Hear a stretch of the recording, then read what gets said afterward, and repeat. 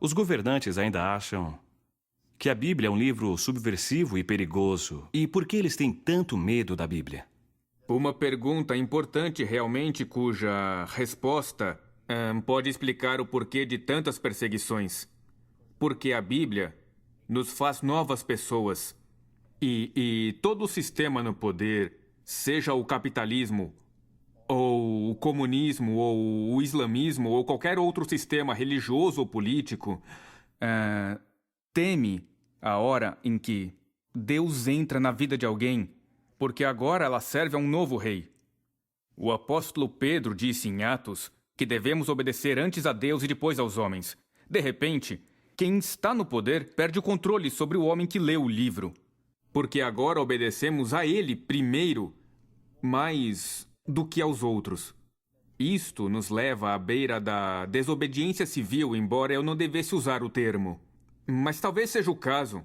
Por que devemos obedecer ordens imorais? Muitas vezes, damos a explicação. Me mandaram. Nada disso. Até na Segunda Guerra, com todo o domínio dos alemães, a submissão e a obediência às ordens não diminuía a crueldade e pessoas eram executadas mesmo obedecendo ordens. Isso ainda pode acontecer hoje. Nós, por meio desse livro, nos tornamos um povo de opinião, povo de convicções tão fortes que nada as abala, mas sempre baseadas no amor, na compaixão e sempre sob o comando direto do Senhor. Por isso a Bíblia é perigosa, por isso os ditadores atuais temem e proíbem a leitura desse livro. E os cristãos que não vivem sob os regimes autoritários? Eu, certa vez, conheci um pastor na Tchecoslováquia que me disse: não importa onde você vive, se levar este livro a sério, estará em apuros. E acrescentou: então terá orgulho de fazer o que é certo. Há sentido em dizer que a Bíblia é um livro perigoso, mesmo vivendo numa sociedade livre? Sim, e essa é a razão dos ataques contra nós cristãos, porque lemos a Bíblia. O método é diferente, o efeito é o mesmo. Somos muito ocupados para ler toda a Bíblia. Nós seguimos alguns trechos, passagens selecionadas, versículos, ou ouvimos alguns trechos que foram gravados em CD, ou na minha época eram aquelas fitas cassete, e eu ouvia o Novo Testamento no meu carro ao viajar pelas estradas da Europa, e era maravilhoso ouvir aquilo. Você deve separar um tempo para aquietar-se. E é por isso que nessa sala quase não se ouve barulho vindo de fora. Eu não tenho televisão aqui. No rádio eu ouço notícias. E havia uma janela bem ali. E quando eu ocupei essa sala, eu mandei fechar aquele espaço com tijolos, eliminando ruídos externos. Nós temos que ter um lugar para ouvir a Deus. E então, absorver a palavra. E talvez só assim ouviremos a voz de Deus. Ela não deve competir com toda a agitação à nossa volta. Sem ter um ambiente favorável, não será fácil. Devemos ter mais dedicação em nossos hábitos para ler a Bíblia, que é chamada a Carta de Amor de Deus para nós. Talvez você já tenha ouvido esse termo. Se disser, eu não li a sua carta de amor, Deus, aí foi mal. Acha que pode continuar assim, ignorando a palavra de Deus? Não dá. Devemos nos tornar pessoas segundo a Bíblia, ler o livro inteiro, toda a obra. Uma vez por ano, pelo menos. Não é difícil. 3 capítulos por dia e 5 no domingo. Se for ler em voz alta, são 88 horas lendo em voz alta, e inclui o Antigo e o Novo Testamento. Se é demais, você é preguiçoso. Como esperar que o Senhor o abençoe, o use e o proteja se tem preguiça de ler sua palavra, pela qual milhares de pessoas foram mortas? Profetas foram mortos por ela. Os apóstolos foram mortos por ela. Mártires da história da igreja morreram por ela. Hoje pessoas morrem por ela. E deixamos a Bíblia na estante? Existe uma história de uma família na Holanda, onde eu morei. Um pequeno garoto encontrou a Bíblia da família coberta de pó. Levou-a para a mãe e perguntou: mãe, esse é o livro de Deus? A mãe olhou o livro e disse: claro que é o livro de Deus. E ele falou, por que não devolvemos, já que não usamos?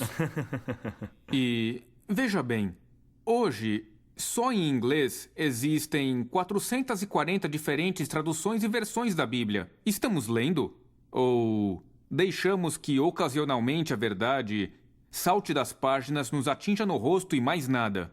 Para que, então, temos o livro, se somos tão relapsos com algo que exigiu a vida de tantos mártires da igreja e até hoje é assim? Como esperar que a palavra de Deus transforme nossa sociedade tão podre, corrupta, decadente e imoral? Se a igreja não mudar e, não ocasionalmente, mas fervorosamente buscar a Deus, não há esperança para a humanidade, pois isso realmente depende da atitude, fé e ação dos cristãos. Há pessoas que desejarão percorrer o caminho que você trilhou.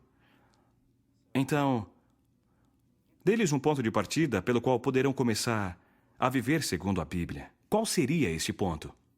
Uma das minhas orações ainda é: Deus, faz-me verdadeiro. É tão fácil ser religioso. Isso não leva a lugar nenhum. Quem teme ao Senhor chega lá sem precisar ser religioso. Nós fomos criados numa cultura religiosa, cínica, evangélica e blá blá. Mas peço a Deus que me faça verdadeiro. Eu não quero ser só mais um.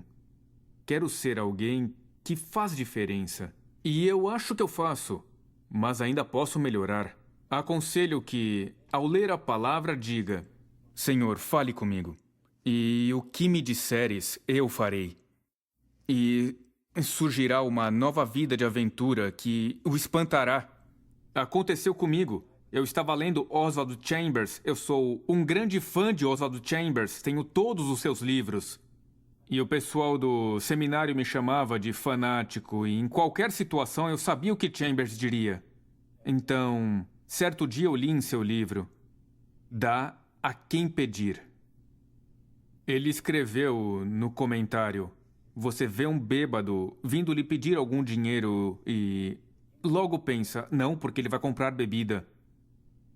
Mas não é isso que Jesus falou. Ele disse: dá a quem te pedir.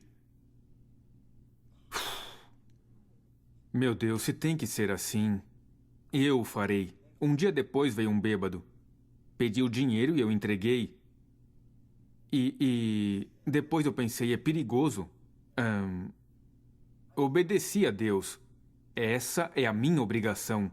O bêbado responde pelo que faz com o dinheiro.